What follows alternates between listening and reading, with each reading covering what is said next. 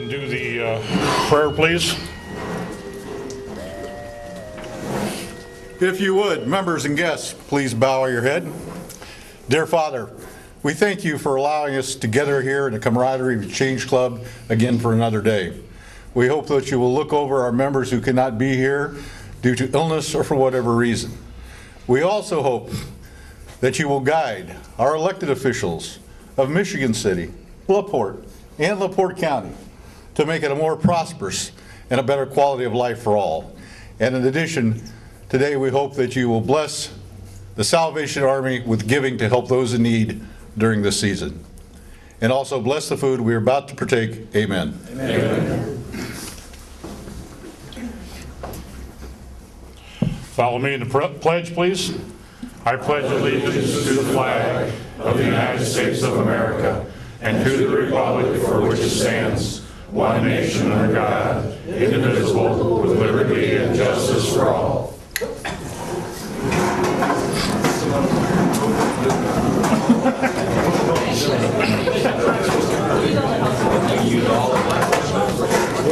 Okay, we've got a lot on our plate today for lunch, so we need to keep moving along. Do we have any guests, please? Anybody want to introduce the guests at this table? Jim? Yes, I have 4 guests with me afternoon. First is a lifelong friend. We've known each other for 54 years. Yes, that means there's a sophomore in high school. And we've been in trouble with each other quite often. Tim Vaughn of the Guardian Riders and the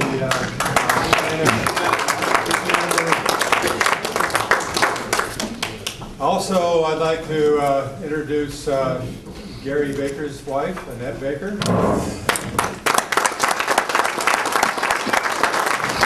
And with us this afternoon is 2 of our favorite people, Benita Tun and Lieutenant Bill Bruner of Salvation Army.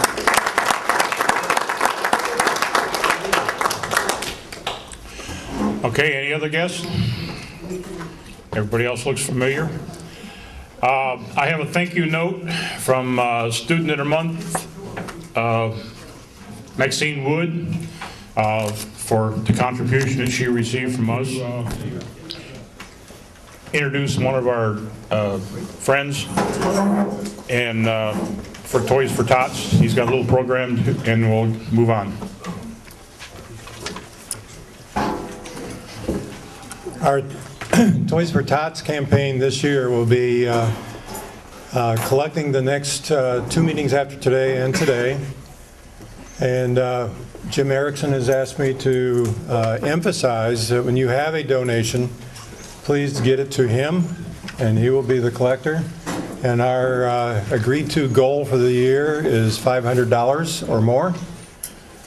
So please keep that in mind. And I'm going to turn it over to my good friend Tim Vaughn now, and he's got a nice little short presentation for you. Sure. It's long enough, Tim. Okay. I'm good with that.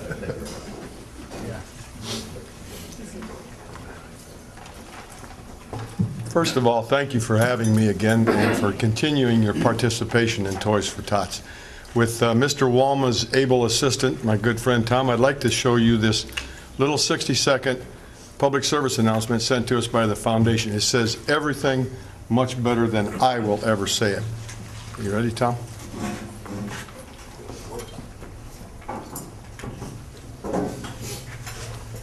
And that's why I don't do this. I don't know how to make them work.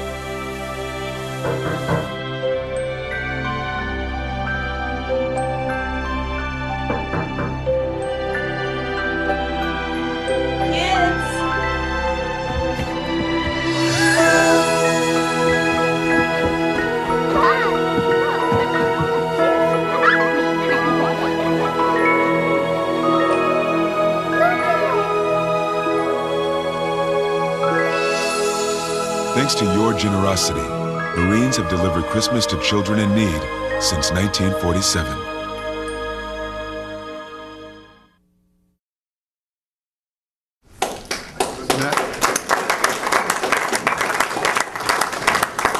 That does say it much better than I could. And I can't thank this organization, the community, the mayors. They were gracious enough to get their picture taken with our recruiter, Staff Sergeant Risky, and they let me bug them and their staff for 3 weeks trying to get it put together without getting mad. So I appreciate them, but thank you all, because it is a community effort. Last year, we distributed about 7,300, 7,400 toys in LaPorte County. Nationwide, the 760 Toys for Tots efforts delivered about 6.5 million toys. So we really appreciate it. It is our goal to try to give every child hope, every child that needs it a good Christmas, and thereby their family too. And I can't thank you, the Exchange Club, enough for inviting me back and doing this again. I thank you from the bottom of my heart. For our 22+ volunteers, thank you very much. Thank you.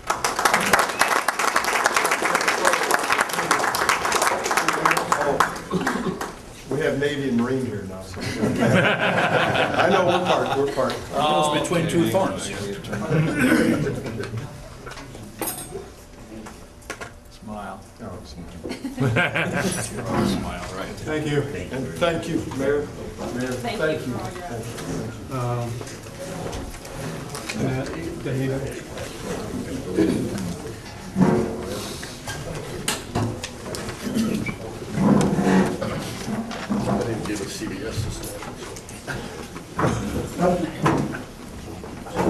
Joining me today is one of my very best friends in the whole world, Annette Baker.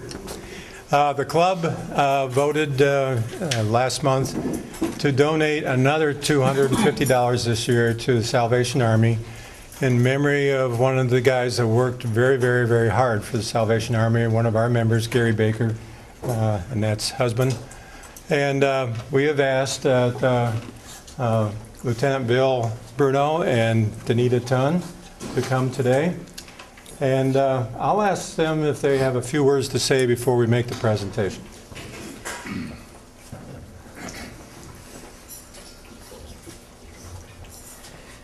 Well, you all knew my friend Gary Baker. He was just a wonderful volunteer at the Salvation Army. He came every single Wednesday afternoon and answered the phone and kept order in the office. He was very strict about things, you know. If you knew Gary, you know what I mean. If the children got out of hand, or sometimes the adults would get a little rowdy and maybe use a word here and there that they shouldn't.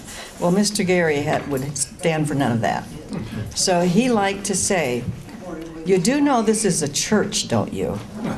So act accordingly." But he was also very sweet and very kind to everyone who came in. And he just supported us in so many ways. Now when I walk in there after Lions Club on Wednesday in the afternoon, he's not there. And there's just a big hole in my heart when I walk in, and there's a big hole in our programs because Gary is no longer there. So I just wanted you to know how much we loved and appreciated Gary at the Salvation Army. Thank you. Did you want to say anything? I think she. Okay. Okay, all right. All right, over here. Okay. I'll give you the real one first. Thank you. And we are very proud in the honor of our friend. I'll lower this in a minute. I can't see Annette's head. Yeah. To give you $250 for the Christmas season this year in his memory.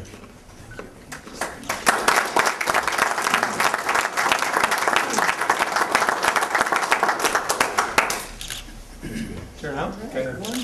Thank you. You good? Can I? Oh, okay. Sorry. Mike.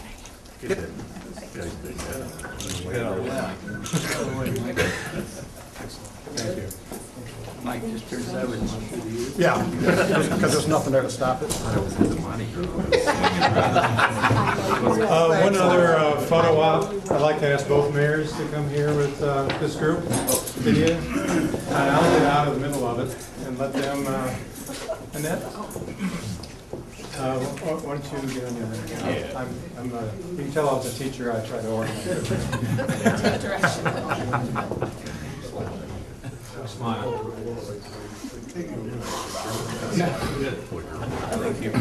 Thank you, everybody.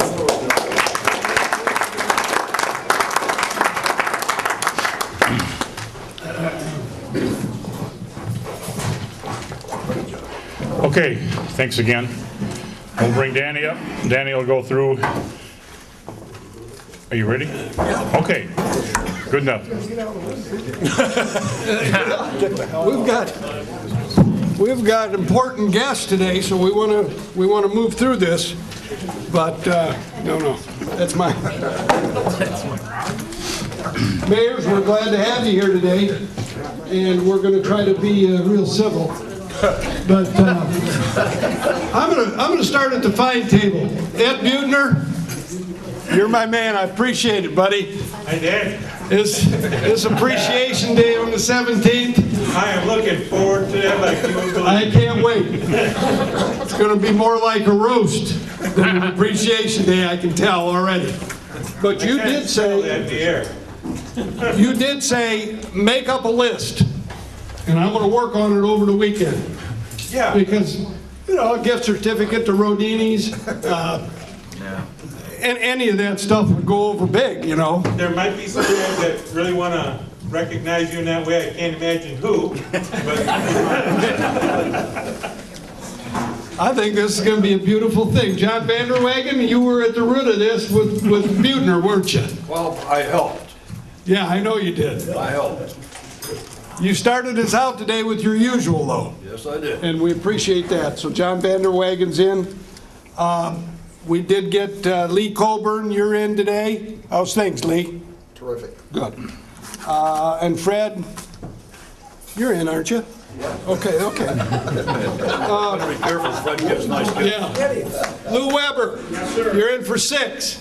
There's no room at the inn over here, pal. Well, I got a lot of work here to do today, so Christmas is coming and, I got checks to write. You're going to be here on the 17th, aren't you, to help me out? I've got a funeral to go to that day. Mr. President, this is going to have a pattern has started to form here on the 17th. Ed Butner, you did put in $10 though, and I appreciate it. thank you. Okay. Mr. Cato's in. Richard, you're in. Richard? Well, Dick Dombrowski. Okay. And I call him Richard. You talking about me? Yeah, you, sir, yes. No, it's working. It is working. Thanks, Dick. Frank, you're in for 10. And Jack, you're in for 10. We appreciate it, guys. Mr. Fisher's in. Tom Walma, you're in for $5. What's happening out there? Still waiting on the newspaper. Well, we'll believe it when we see it in the paper, pal. Okay. Harrison Electric, Mr. President. So he's going good. And I said Lee. Steve Millick. Yes, sir. You put $1 in. Well, hold on a minute. I recognized him from the paper from about 2 weeks ago. Oh, yeah. Stevie said it wasn't him. I said it was him. And you had Mr. Erickson bring over $5 extra. That's right. We appreciate it. Thanks. So we're good. Steve Millick's in. Good. Picture and all. Well, one guy, we didn't get much on his picture. He put in $8 today for the $6 table. Thanks, Darryl. Appreciate it. I beg your pardon? We got $20 last week. We got a big day today. We don't have time. We'll talk about it on the 17th. Talk about it. You'll be here on the 17th. I know you will. And you bet. Yes. Relax. Especially now. Mr. President, we got John Sheets in for 10. At the $6 table, we got a lot of stuff going on. John Schaefer, you were down at Kim Sowers. No. Oh. You were at, let's see, what else we got going on? It's not brand. Harbor. It's not brand. Okay. Sure. But John's in today. We appreciate that. It's a $6 table. Daryl's in, we said. We got another bet, Mr. President. Saturday, this coming Saturday, we got a Missouri guy that always says, show me. Auburn's going to show him Saturday. So I got Auburn. Al, you got Missouri. I got the Tigers. Missouri Tigers. Tigers. Okay. I got Tigers. Oh, Auburn Tigers. See, this is a lawyer. I told you, watch him when we got him in the club. Al, you put in $23 today, though. Okay. 18, because I've been gone the last couple of weeks for $6 table and a $5 bet for you. Okay. Match it. He's in. I'll get in. He took me on the IU-Missouri game earlier in the year when he knew Missouri was a top 3 team in the nation, and IU, of course, they handled Purdue Saturday pretty good. That's really good. Everybody watched that. Did you watch it, Atlee? You watched that, didn't you? Yeah, right. On the cripple kids.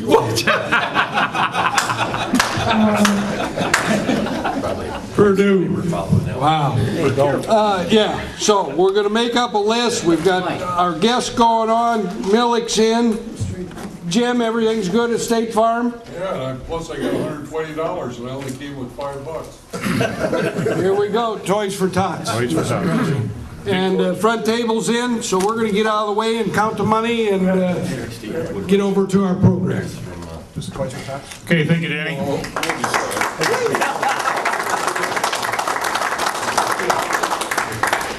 Okay, just in case somebody slips off before things are done, a couple things I need to bring up. Chili cook-off, if you're going to work it, wear your t-shirt so they know who we are. And the other thing is, next week is Rains for Life. We found out that they're short on cleaning supplies, not only for the animals, but for, in general, for the other things. So we need some type of a paper towels. If you've got some old cloth towels and stuff you want to get rid of, they're kind of wore down. They can use that for, cleaning the horses up. And other sanitary type cleaning products. So I just wanted to bring that up and let you know about that. Okay, we'll move on to our program. Bring our chairman up, Mike Dempsey. Thank you, Mr. President. Good afternoon, everybody. So glad both mayors could be here today. Being program chairman for the month of December puts us close to the end of the year. And I thought it'd be a good idea if we had both mayors from our largest cities in the county to come and give us a recap on how their cities did this past year and maybe what they're expecting in 2014. So again, very glad both could make it. If we do run long with questions and answers, you're invited to stay. Both mayors said they would stay, but if some of you have to get back to work, that's understandable. So, with our two mayors, one is a man, one is a woman.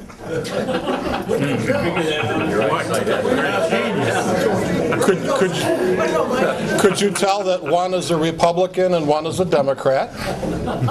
One has beautiful, long, flowing hair, and the other is a Democrat. Would you please welcome the mayor of LaPorte, Indiana, Blair Milo.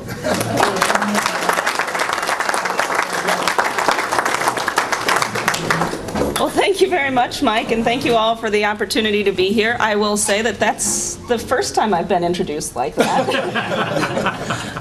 But it's great to be able to join you here this afternoon. And I'm actually going to start things out a little bit differently, that if you've been to any of our public meetings, you'll know that I like to start with a little bit of physical activity. So for those who are able, I'm going, yes, I know everybody just ate. It won't be strenuous, I promise. But I would like those who are able to please stand, and I'll explain in just a second why we're doing this.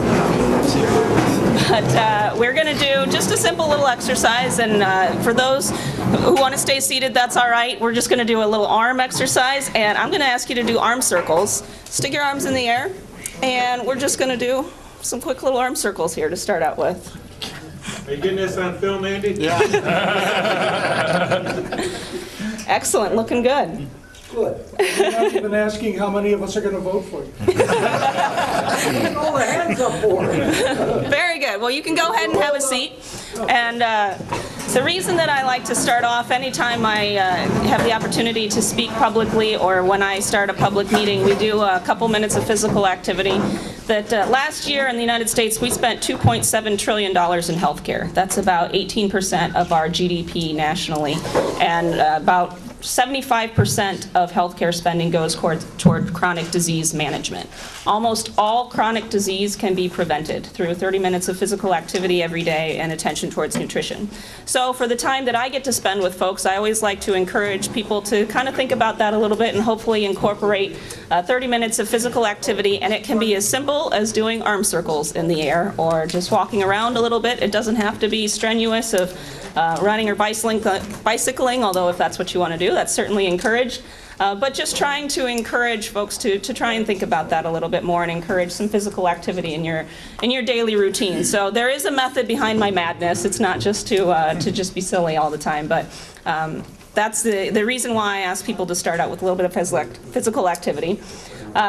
I do like to try and just update folks on some of the 3 key areas that we have in the administration, fostering an environment for positive economic development, and providing for sustainable infrastructure planning, and encouraging positive lifestyle choices. Those are the 3 focus areas of the administration. So I'll just kind of give a quick update in those 3 different areas, with the first being economic development. We were very excited when we had the opportunity to expand the Thomas Rose Industrial Park on the east side of town in LaPorte, and we expanded it by 137 acres last year. This year, we have continued working through some of the infrastructure needs that are going to come with that expansion, and then working through the different projects that are coming our way. We have the best of all problems that I keep Bert Cook, the Economic Development Director, very busy, because we have so many different projects that are very interested in being able to locate in Thomas Rose Industrial Park, mostly because we are bringing dual rail service to that park now. That means both short and long haul freight service, and that positions us very uniquely within even northern Indiana to have the true dual rail served area, and so that's why we believe we're seeing so much interest in that. An update on that project, that they did begin construction on the rail I think a couple weeks ago. They've done the underground work and are finishing up some of that underground work that has to happen, and then we'll be laying the rail itself in the spring. So we're very excited for the rail to be coming into the park area there as we continue to move forward on a number of projects. And we're excited to be able to keep moving forward on that we didn't have developable industrial land in LaPorte prior to that expansion. So it's a great opportunity to be able to move things forward for the kind of economic base of the community. Another big project that we're working on that I think you've probably heard about is Newport Landing, which has been discussed for many moons. And this has been worked on for a number of administrations. We've been taking a pretty aggressive approach, and earlier this year, the Redevelopment Commission was able to strike an arrangement with a development corporation, Holiday Properties, and we've been working with them on getting the area ready for development, which if you know or are familiar with the project, it's the former site of Alice Chalmers primarily, and it spreads even beyond that. But due to the fact that it was the site of Alice Chalmers, that brings some environmental challenges with it. And in fact, one of the folks described it as an environmental cocktail. So it has some drawbacks to it, but we are working through those. And we will be very excited that probably in the next month or so that we are going to be able to announce the first project with Newport Landing, and are hoping to have vertical construction this spring. So we're very excited that that's finally moving forward, that there's been a lot of years put into getting this ready.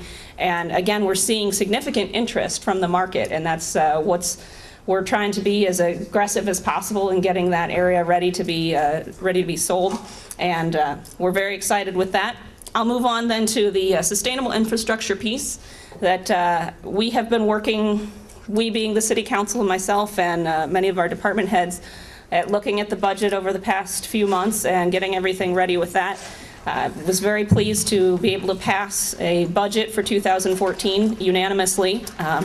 We went ahead and wrote out the instructions on how to do that and sent it to Washington. And but a lot of work went into that, and we have still some pretty significant challenges that we face. We are starting to realize the issues that come with tax caps as we are having to go back over our budgets for the past few years, as we are actually certifying them due to the delays that have come from the county property tax bills being delayed in their issuance. Last night at the City Council meeting, we did have to pass the 2014 tax anticipation warrants, which means we have to take out bonds again for our operational funding for next year. That comes from the continued delays with the county, and it's continued to be very frustrating for us, but we are working through it. And just, I guess, to be open with everyone, at this point, the city of LaPorte has spent $788,000 in interest payments for the bonds that we have had to take out. $788,000 of taxpayer dollars that has gone towards nothing tangible for the city of LaPorte, just to keep us operational. We still owe ourselves $1.5 million to our Major Moves Fund, and we will again have to take out more bonds from, like I said, from the Indiana Bond Bank that we had to pass that last night. We're working our way through that. My understanding is that the county is trying to continue to get caught up, but we do face some significant challenges there. And so we had to take a very tough look at the budget this year. And we looked at how the tax caps have impacted us for the past few years, and we're still not necessarily sure what that impact is going to be, because we're not sure how our budgets will actually come out for the past years. We went into the budget process looking at, we probably had around a $700,000 deficit. With the budget that we passed this year, we whittled that down to probably around $4,000 that's left, that we were able to cut back about $300,000 in line items and things. So that was a great work that was done by the council members and by the department heads that have really tried to find innovative ways to continue to do the things that we need to do. We had an opportunity this year with a bond that we retired last year to start doing some capital projects, and we are refurbishing City Hall. So you are currently in the mayor's office, because I have no office, and it kind of just goes wherever I'm at the moment. And the progress is moving along very well. It is a 101-year-old building, City Hall. It used to be a post office, and so we're working through that, and hopefully it'll be wrapped up probably around March time frame, and it's looking great. A lot of the things that needed to be done, it will be much more ADA accessible, so that folks can easily attend the meetings and get to the utility billings office. We're going to be installing a lift into the building, and fixing some of the electrical wiring and the heating that has been in the building. And it's been interesting to learn about how things have operated. And when I did discover some of the electrical situation in the building, and you may not know, in my former life, when I was in the Navy, I was electrical safety officer. And so there were a few days that I would go home and consider it a win that the building didn't burn down. Take what you can get. So that's moving forward. Very excited with that. We had the opportunity to actually get some streets paved this summer, which if you've come and visited LaPorte, I think you'll probably have driven over some of that paving that we did, because we spaced it out all throughout the community to try and address the worst spots, and also evenly distribute it throughout all the different council wards so that there was no favoritism amongst any of the different areas of the community. A lot of great events that we were able to have this summer that hopefully folks came out for the boat race that we had in the end of May and beginning of June. And we're hopeful to get the results back on some of the environmental studies that were done on how that impacted the lake, to see if we can hopefully be able to conduct that again. The latest that I had heard was that NBC Sports is very interested in that boat race, and they found our venue to be the premier venue for their whole circuit. And so barring any environmental issues, they want to come back and hopefully bring NBC Sports with them when they come back again. So very excited with that and some of the different projects going on. We are also doing a sidewalk project at the moment that we're trying to partner with residents to be able to improve their sidewalks in front of their properties, primarily residential properties. And it's the very basis of being a public-private partnership that we're trying to be good partners with the citizens. And then to move on to some of the encouraging positive lifestyle choices things, we've continued Fitness Friday, and all throughout the summer we started, I believe, April 12th this year, and then wrapped up at the middle of October, I believe, that every Friday we did a 5K walk or run, and this year we added cycling as well, and had a great turnout every Friday, no matter what the weather was, which always amazes me, that there are some really hot Fridays and then there's some rainy Fridays that I come out and think, man, you guys are crazy for being out here with me. But we have a good time. And we are embarking on a new project that we're partnering with United Way and IU Health LaPorte Hospital, that we are going to be creating a community garden and taking an old parking lot that's been in not great shape, and going to just kind of tear it up and dedicate it towards a community garden. And the plans that we've put together will have raised beds and some walkways in it, and so hopeful to get that rolling in the spring. And very excited with that. There's a number of other projects that are moving along that are kind of in the formation stages that we're looking forward to taking through to the final stages and being able to announce those. And getting to work with Michigan City on a number of different things. And I appreciate the opportunity to have great partners across the region.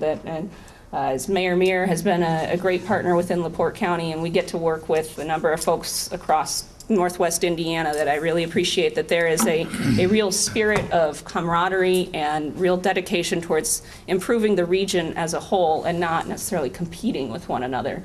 And that's important, I think, for each of the cities and for the region to grow as a whole. And so I want to keep my remarks short because I know Mayor Meer's got great things to say as well, and we'll be happy to take questions at the end. But I'll turn it over then to Mike to introduce the mayor.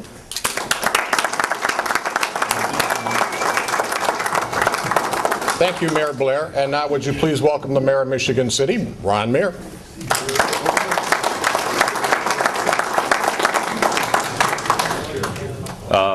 Good afternoon, ladies and gentlemen. You know, to Mr. Dempsey's earlier introduction, there's really no way I'm going to compete with Mayor Milo in a room full of men. I mean, there's no way that I'm ever going to get anywhere there. You know, I'll tell you, you know, I like to tell little funny stories, if I can, of a humorous occasion. And Mayor Milo spoke of the Grand Prix boat race that they had over at Stone Lake. And the day after the race, and I was over there for that event, the day after the race, and I may have shared this story with some of the folks in this room before, but if not, Mayor Milo and Bert Cook, I believe, came to my office to talk about some regional economic development issues and things, and they came over, and and I congratulated her on the success of the race and things like that, and then I said to her, did you hear Stan Maddox's report on LaPorte Radio today? And she says, no. I said, yeah, they found 5,000 dead baby crappies along the shoreline. And she looked at me, and it was not funny. There was no humor in the room, and I realized that this had just backfired on me. And Bert was very quiet, and I said, I'm just teasing, I'm just kidding, and everything. And so since then, we've been able to laugh about it, but I'm very careful with my humor now. You're in my heart. Yeah, but I do want to also repeat the theme that it's been a great working relationship with LaPorte City and Michigan City. We do everything we can to cooperate. I think we realize that as LaPorte City goes and City of Michigan City goes, so goes the county. And so, yes, there's friendly rivalries there, but we realize working together is what is going to create an atmosphere for investors and job creation. And I was just going to go through real quickly some of the things that we've worked on in Michigan City in 2013, things that we're continuing to work on in 2014, and then we're going to do some Q&A at the end here. But one of the things my office has done was we've reached out to work with Judge Curta in LaPorte County to work with the Veterans Treatment Court, which we think is going to be very important to establish in LaPorte County. So I'm real happy that I've been able to have a part in that. We've had an apprentice program that is set up that's going to be going on in our A.K. Smith Center. That's kind of partnership of the Carpenters Union, Ton and Blank, and the school system, which I think is going to go a long ways to getting young men and women ready for the apprenticeships that are in the various trades. Even though it's more geared towards carpenters, a lot of what you would learn in becoming an apprentice for the Carpenters Union, it can be utilized in other unions. So we think that that's going to be a good project, along with the Energy Academy that NIPSCO has set up, also working with the A.K. Smith Center. We were able to pass an adult entertainment ordinance in the city of Michigan City, which I won't go into the specifics of that, but what that has really done is it's made it more difficult for those type of establishments to come into our community. And I think that as you look at that ordinance, it's the adverse effects of those type of businesses on your community are the important part. That's what you really look at, is how does it adversely affect your community. Phase 2 of Michigan Boulevard is well on its way. That project is actually going to be worked on as weather permits through the winter. One of those partnerships that I talked about with the city of LaPorte was the federal funding through NERC, where we had a project ready, and with the cooperation of LaPorte City, Mayor Milo, and LaPorte County, we were able to get some additional funding so that we could do that project complete rather than in phases. So I thank the city of LaPorte and Mayor Milo for that. We now have a new EDC director, Mr. Clarence Hulse. He's been in place for about 3 or 4 weeks and getting acquainted with the board and what's going on here in Michigan City, working once again with Glitzy and LaPorte. And so we're real optimistic that we're going to see some activity there soon. The city of Michigan City is working with NDOT in regards to our I-94 interchange at 421. In 2014 and 2015, you will see extensive work there done. That entire interchange, all the ramps, the bridges, and everything will be redone.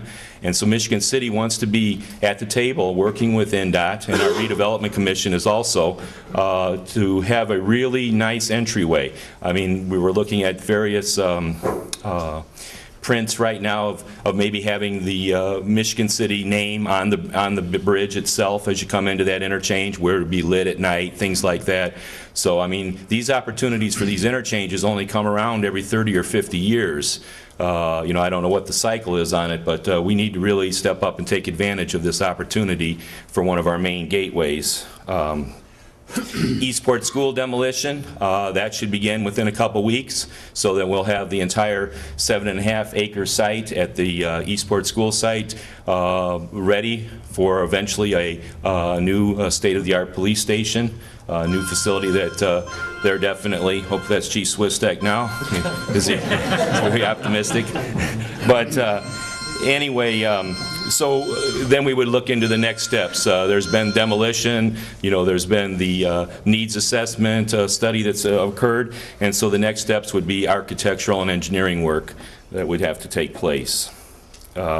We are upgrading approximately $2 million worth of work in regards to our whole IT system. And that means our servers, our phone systems, and a lot of people thought, well, that's a lot of money. But we're not just talking about City Hall, we're talking about the network that supports our police stations, our fire stations, central service, central maintenance, City Hall itself, the sanitary district, water department, and you know, that's not something that people see, but as far as public health and safety goes, that's just as important as a squad car or a fire truck or a new building, is this line of communications. And the phone system, let me tell you, in City Hall is obsolete. I envy the mayor a little bit about getting an upgrade at City Hall. The Pulaski property located at Johnson and Boulevard will be coming down probably in January. So that'll be out of there, and the city will control all that property along Trail Creek there. The Michigan City Port Authority is working on rehab of our lighthouse. which is not as simple as just sending some folks out there to paint it.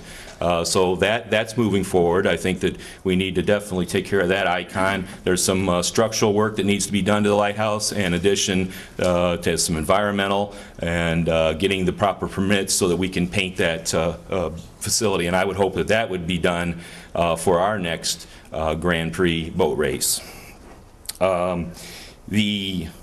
Of course, we still are in the process of our application for art space at the Warren Building, and we'll know in February.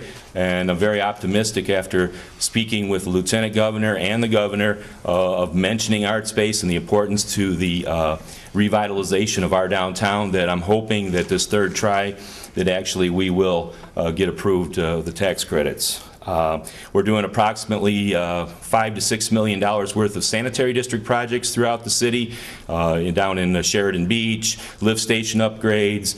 You've probably seen the work at Greenwood and Jackson and those areas. So there's about $6 million worth of projects there. We completed just under $2 million worth of street paving and sidewalk work this year in Michigan City.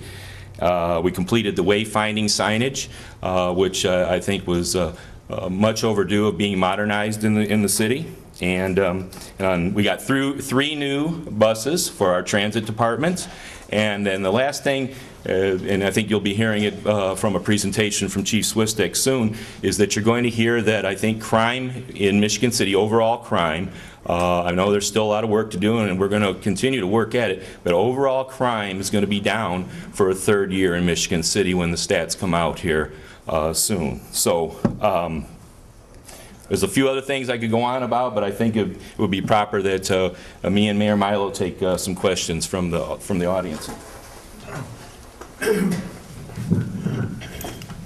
Okay, if you have any questions, just please raise your hand and we'll give the mic over to the mayors.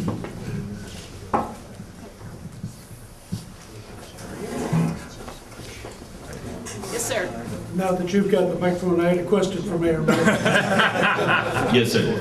You had talked about improving the gateways into the city and their appearance. And everything seems to be addressed except for the north side on the west side of Michigan City. Is there anything in the plans for improving that approach to Michigan City on US 12 coming in from the west side?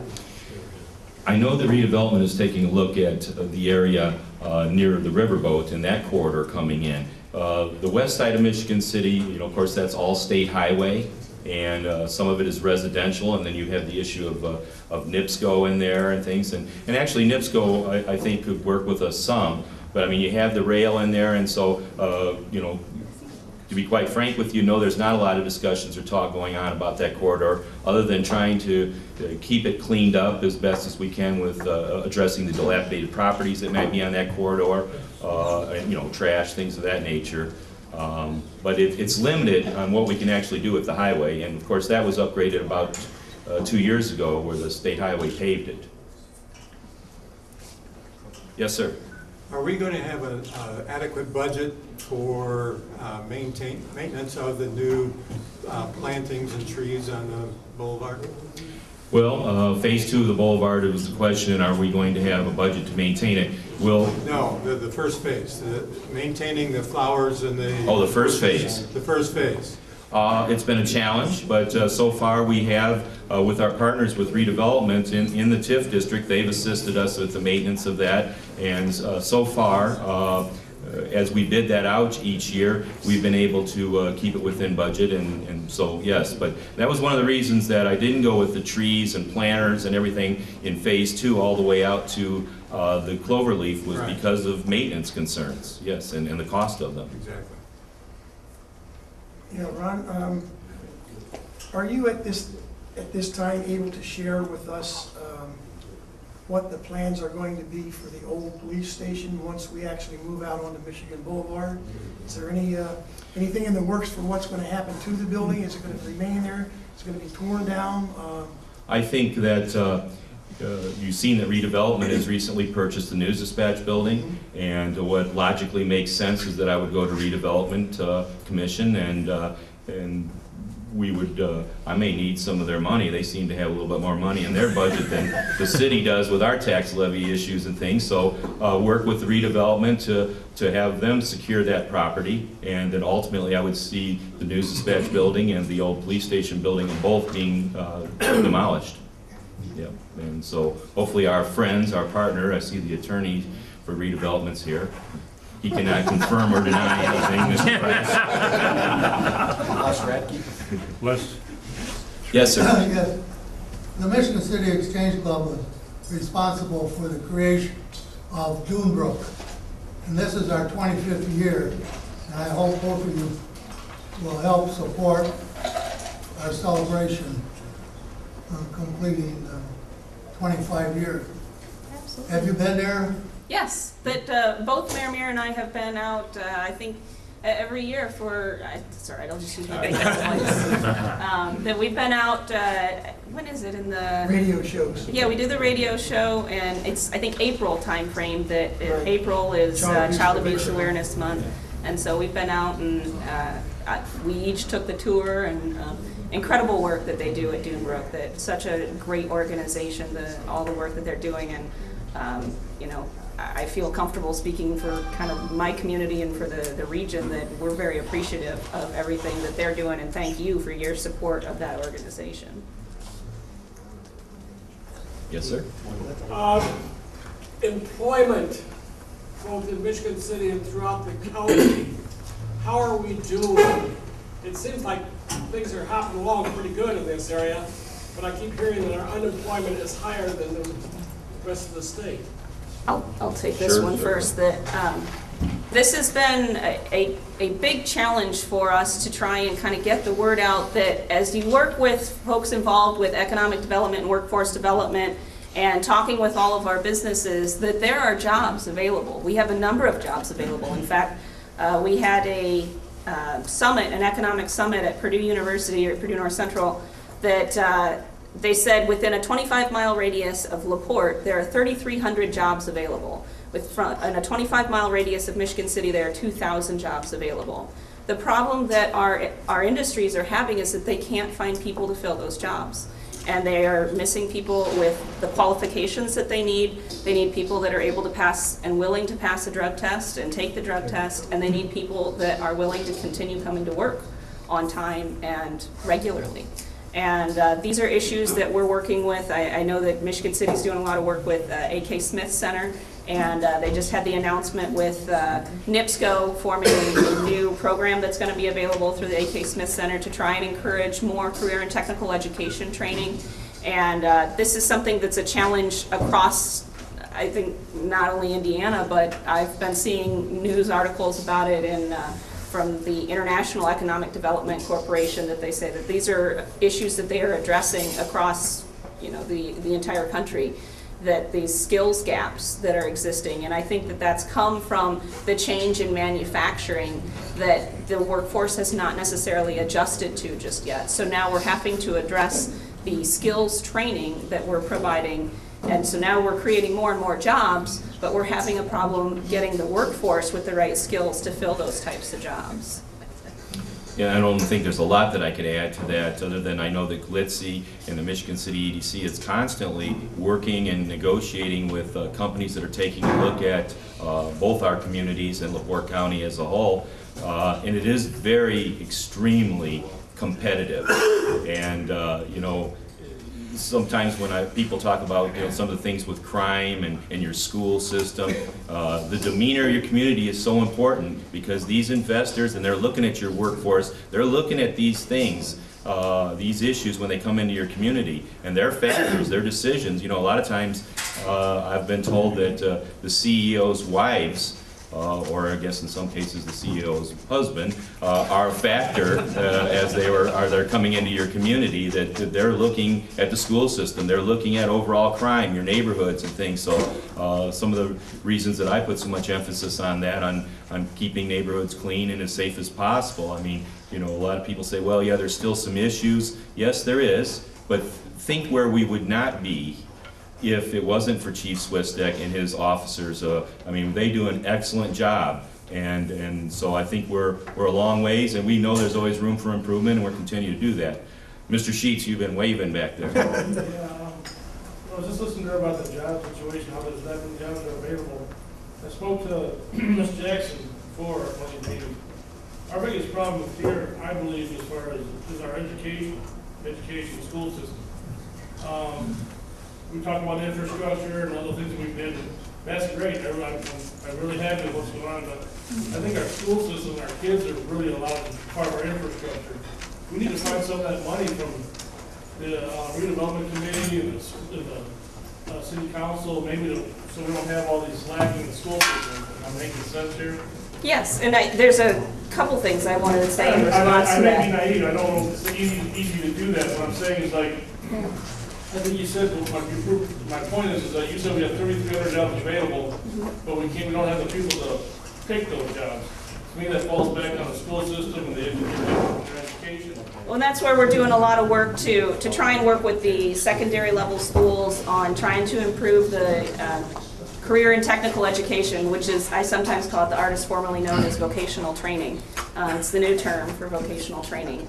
That we're trying to encourage more and more opportunities for career and technical education. That's difficult because of the system, the educational system that we have set up statewide with the A through F grading system, that schools are not encouraged necessarily to do more with vocational training. So I know that the state legislature is taking a big look at this, and that's why they've set up these career councils regionally across the state to try and address how can we improve the educational standards that we have, especially for our high schools, so that then we're not discouraging high schools to improve their vocational or career and technical education systems because it's so needed. And that addresses sort of the secondary level, the incoming workforce, but then there's this question of how do we address the existing workforce? That people that need to be retrained into new technology that has come along, especially since 2008 timeframe when manufacturers completely had to relook at how they were doing business because the economy tanked. And so that's where a lot of the jobs went away, and they're not necessarily rebuilding those jobs. They've rebuilt the ability to, the productivity of their corporations through technology. And so that means that we have to shift the type of education that we're providing in the manufacturing arena. That's still catching up at this point. And there are a number of individuals that were in the workforce and then they get laid off and aren't necessarily looking or have the opportunity to go and get retrained because of where they may be at due to age or other factors in their life. And that's another big issue that we're having to address. There was a second piece that you talked about, the infrastructure, that I know that another thing that the state legislature is looking at is particularly with major moves money that Northern Indiana has because of the sale of the toll road, that was to be used for infrastructure. The argument's being made that aren't people a part of our infrastructure, so why don't we use or have the ability to be able to use our major moves money to help fund some of the educational programs in this career and technical education need that the gap that we've identified. And so I know that there's a lot of work that's being done at opening up the opportunity for communities to use that major moves money. And to speak to that portion of your question also about when you talked about like TIF money and redevelopment money, and me and Mayor Milo were having this conversation during lunch, is that a lot of people don't have an understanding of how that money can only be utilized. A lot of people think, oh, well, they built this, for instance, just an example would be all the money that went into Elston Grove, probably $8 or $9 million. That money could not be utilized in the school system to pay teachers' salaries and work, and so some things are just mandated that that's the way that type of funding is designed to be utilized. I didn't understand. I wasn't picking it. It's like No. If there was a way to use that money, I think we really do, because we're really in bad shape right now. And in the city historically, we have given some riverboat money. For instance, an example of that was Eastport School and the Early Learning Center. As I recall, we had a 3-year commitment of about $300,000 a year, plus we worked on constructing some infrastructure and widening some streets and things. So we have used riverboat money or Boyd money, which are used for community improvement. So that's not out of the realm. But we also have to be careful too. The city can't get into a situation where we're being irresponsible and not meeting the needs. For instance, we need new fire trucks, we need police cars and things, so we don't want to get into the same situation that the school's in. I mean, we have a financial situation that Mayor Milo spoke to earlier, very similar. We've just been lucky that we've had monies that we could borrow against and haven't had to go out and get loans where we pay interest on. And to the workforce, a lot of times I'm hearing employers just saying they're looking for somebody who's drug-free, who will show up to work, has a work ethic, will come in every day, doesn't work 2 weeks, get their first paycheck and quit. I mean, even the city, and sometimes when we're hiring, have experienced those type of things. And I really try to work with our summer help and things like that. I'm real flexible and trying to get people second and third chances in the community, and you explain to them that you're going to have to be here every day. So some of the employers are just looking for what I would call simple work ethic. Soft skills. Yeah, the soft skills. And then, of course, you move into the more technical. But hopefully, like I say, I would not be against assisting the Michigan City area school system with some funding if we're in a position to do so. And right now, with the county tax issues, I don't think we are in a position to do that. But I mean, it's a good point. Yeah. It's a great question. Thank you very much. I don't mean to cut you off, but I'm sure you'll stick around for a little bit if you want to answer some more questions. Jim? Yeah, that's why I'm proud to belong to this club. Our goal is $500. We have 2 more weeks to collect. We collected, after I took my fee out, $330. I don't know, do I keep this money or do I give it to you, Lou, or John? Keep it till it's over. Oh, I'd be glad to. I said 170, right? Listen up, guys. I'm going to be at Al's at Carwick for Stuff the Slave. Another opportunity to help the Salvation Army. So I'm trying to build that pantry for them. I'm going to be there from 9 to noon. They'll have $5 bags already prepared and meat vouchers. I'd like to see the guys there, but if anybody can't make it, if they can text me and I'll buy a bag in their name and mention it on the radio, and they can pay me next week. Okay, good enough. They're good for it, or I'll bill. All right. That'll be Saturday morning. Saturday morning when Lou's on the radio. Okay, reminder, Kenny's going to have a short meeting. We're going to have a board meeting back there at that side table. Wear your shirts this week and make sure you're signed up before you leave for Christmas party and the parade and everything else this coming weekend. Okay. Ken. We'll get Mayor, raise your hand up. Yeah.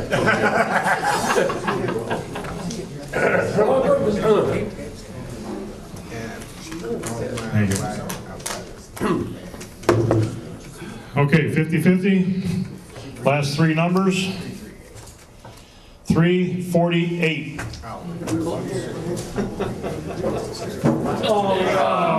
And you wanted to draw it out besides. Give it to Jim Erickson. Jim Erickson gets it. For Toys for Tots.